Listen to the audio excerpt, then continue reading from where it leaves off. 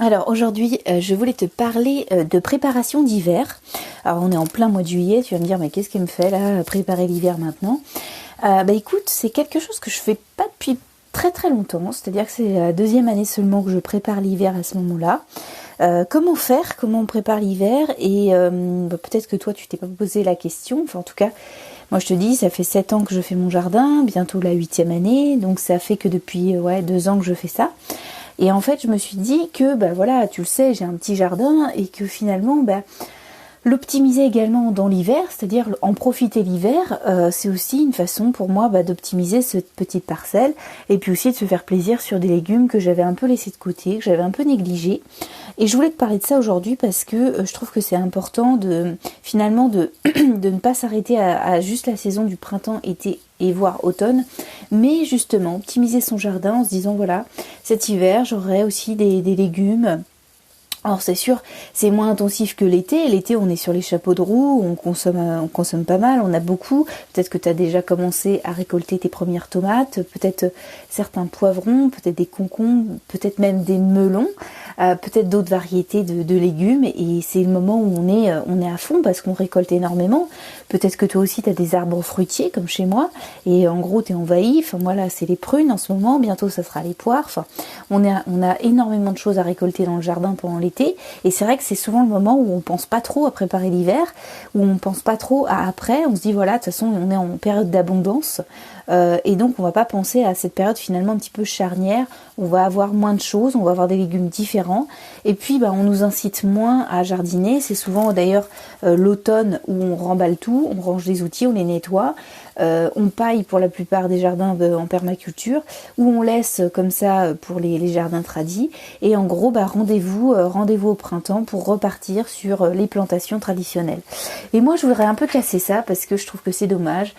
Finalement il y a quand même des légumes qu'on peut continuer à planter, à consommer, et c'est certes ça va te demander moins de travail que pour l'été, mais c'est toujours sympa de pouvoir profiter de légumes que toi-même tu pourras faire cultiver chez toi toute l'année, et donc ça c'est super valorisant. Et donc il n'y a pas ce côté, enfin en tout cas il n'y a plus ce côté j'arrête et je reprends.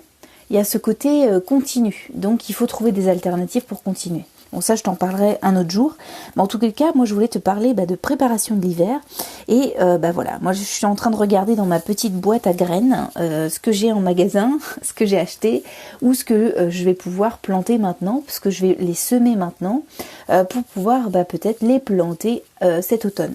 Alors de quoi je parle? Je te parle de poireaux, je te parle de navets, je te parle de salade, je te parle de choux. Alors les choux, je sais que, moi j'étais pas très fan des choux. Je suis pas très fan de choux, de brocolis, de choux-fleurs. Et finalement de les avoir cultivés chez moi, ça m'a donné aussi le goût d'en consommer différemment. Et puis, si tu veux, comme c'est des légumes qui prennent beaucoup de place et qui vont donner un chou et qui vont prendre pas mal de place dans ton potager, je trouve que c'est intéressant de le cultiver chez toi déjà parce que ça peut coûter assez cher en magasin, surtout en fonction de la saison, en fonction de ta région et en fonction de la saison, effectivement s'il y a eu beaucoup de production ou pas, mais également parce que ça te permet de les consommer quand tu le souhaites, comme je te disais, le jardin s'adapte à ta cuisine, et je trouve que c'est toujours intéressant. Et puis c'est sortir un peu des sentiers battus que de sortir un peu des légumes traditionnels, parce que souvent on va cultiver des salades, on va cultiver des tomates, on va cultiver des carottes, et finalement les choux ou même les artichauts, tu vois, cette année j'aimerais bien tenter les artichauts. C'est un légume que j'avais un peu laissé de côté également parce que ça prend énormément de place. Et l'hiver, tu peux te permettre de prendre de la place parce qu'il y a moins ce côté optimisation, il y a moins ce côté-là, en tout cas pour les petits jardins, il y a moins ce côté optimisation de place, et tu peux prendre la place que tes légumes ont besoin en hiver, parce qu'il y a moins de choses à consommer, il y a moins de choses à faire, et il y a moins de choses à cultiver de manière globale. Après ça dépend, tu peux optimiser, il y a plein d'autres choses à cultiver, mais voilà, moi ça me permet de tenter des choses, et je pense que ça peut être aussi l'opportunité pour toi de peut-être planter 1 voire 2 pieds en fonction de ta place, et voir si ça te plaît, si ça t'intéresse, si tu continues à être enthousiasmé par ton jardin, et c'est comme ça que je vois un peu les choses, voilà, se dire tiens, c'est le moment de tester des variétés que tu aurais un peu laissé côté, ou que tu aurais complètement laissé tomber ton jardin pour cet hiver. Moi je trouve que c'est l'opportunité de tenter des choses. Donc voilà, donc je prépare également donc mes poireaux, mes navets, etc. Qu'est-ce qui donne le coup d'envoi? Alors moi je prépare également, c'est-à-dire que là je récolte donc tout ce qui est arbres fruitiers et puis des légumes, mais je récolte également tout ce qui est légumes racines, c'est-à-dire les oignons, les navets et les échalotes. Donc là, je suis en train de récolter tout ça et je me dis, voilà, c'est un peu le coup d'envoi parce que là, ça va me dégager de la place pour d'autres variétés, notamment des préparations d'engrais verts. Alors, tu vas me dire, c'est quoi ces trucs-là? Ça, c'est un peu accès permaculture, c'est-à-dire qu'en gros, comme on va avoir plus de place, il va falloir restructurer le sol, il va falloir l'aider et au lieu d'avoir des mauvaises herbes qui vont pousser et que tu n'auras pas forcément choisi, là en gros je vais utiliser des choses que moi j'ai choisies, c'est-à-dire notamment de la luzerne pour moi parce que ça va décompacter le sol et c'est idéal pour tout ce qui est sol argileux. C'est un exemple, hein, j'en ai plein d'autres à te donner. Si jamais ça t'intéresse, tu cliques sur le lien et tu t'enregistres pour recevoir mes mails. Je pourrais te donner davantage de choses pour préparer ton terrain. C'est un peu le moment où finalement, comme je te disais, l'optimisation est pas la priorité l'hiver. Donc c'est le moment aussi de rééquilibrer ton sol, de faire pousser des choses accessoires, c'est-à-dire pas des légumes de consommation directe, mais plutôt des aides. Des aidants, c'est-à-dire de la consoude, de la luzerne, tu vois, c'est des engrais verts qui vont m'aider à donner des coups de boost au printemps. Alors ça va me permettre de les envoyer au compost ou de les laisser sur le sol cet hiver, de les couper à l'automne et de les laisser sur mon sol cet hiver. Comme ça va protéger mon sol, ça va le restructurer, ça va apporter des bons engrais. Puis accessoirement, je sais que mes petits lapins, ils adorent la luzerne, donc je vais peut-être leur en donner un petit peu. Mais en gros, voilà, c'est des parcelles que je vais pas pouvoir forcément utiliser cet hiver, pour la plupart. Je vais vraiment me concentrer sur la serre. Si t'as pas de serre, c'est pas grave. Tu peux quand même consommer ou cultiver des choses, hein. Moi, j'ai des gens qui sont pas très loin de chez moi, qui ont des potagers ouvriers. Ils mettent très bien leurs choux. Alors ça peut être des choux de Bruxelles, ça peut être des choux rouges, ça peut être plein de choses. Même le chou chinois, moi je suis une très grande fan du chou chinois.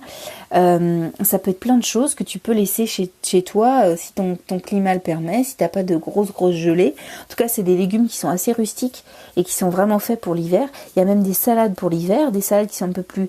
c'est pas aussi doux qu'une laitue, mais ça peut être également intéressant de pouvoir cultiver ça. Pareil, la mâche aussi, c'est aussi une variété qui peut être intéressante, même pour cet automne. On a plus vraiment d'hiver, si tu veux, on n'a plus vraiment de gelée assez forte. En tout cas, dans ma région, il y en a très très peu. Donc finalement, ça me laisse un hiver beaucoup plus clément. Et donc ça me laisse l'opportunité de tester des variétés et d'avoir des légumes toute l'année. Voilà ce que je voulais dire aujourd'hui. L'hiver se prépare maintenant, on est au mois de juillet, c'est paradoxal, mais ça peut être intéressant de jeter un œil dans ta boîte de graines, regarder ce que tu peux semer, et tu seras peut-être surpris de voir qu'il y a des choses à semer. En tout cas, les navets ou préparation des soupes pour cet hiver, ça sera super, avec quelques pommes de terre. Ça peut être le moment de se faire plaisir et de tester des choses. Si t'as pas vraiment de place aujourd'hui, c'est pas grave, peut-être qu'il y a des choses que tu avais laissées de côté. C'est le moment de regarder dans ta boîte de graines et de jeter un œil et voir si tu peux pas semer des choses ce week-end. Bon, en tout cas, je te souhaite un très bon week-end, profite bien, j'espère qu'il va faire beau, que tu vas pouvoir profiter de ton jardin. Moi, je te retrouve demain pour de nouvelles aventures au jardin. Si ça t'intéresse d'aller plus loin, je peux te donner d'autres astuces sur les engrais verts. Il y a plein de sites, il y a des choses hyper intéressantes qui peuvent t'aider à se restructurer ton sol, qui peuvent t'enlever du travail. Enfin, en tout cas, c'est comme ça que moi je vois les choses. Le potager est censé t'aider, c'est un peu comme un ami qui te veut du bien, comme on dit. C'est un compagnon de vie, c'est quelque chose qui va t'aider, qui va t'apprendre et qui n'est pas là pour te donner, qui est pas là pour te brider, mais au contraire pour te donner l'opportunité d'apprendre, pour te donner l'opportunité d'avoir des bons légumes, des bonnes choses, revenir à l'essentiel comme manger nos arrière-grands-parents. Et voilà, comme ça, c'est comme ça que je vois le jardin. Voilà, mais en tous les cas, si tu veux plus de conseils, t'hésites pas, tu t'abonnes. Si ça t'intéresse pas ce que je t'envoie, tu te désabonnes. Tu sais, moi j'aime pas les systèmes prise de tête. Et moi je te retrouve dimanche, donc demain dimanche, pour te donner d'autres conseils. Allez, salut, passe un très bon week-end.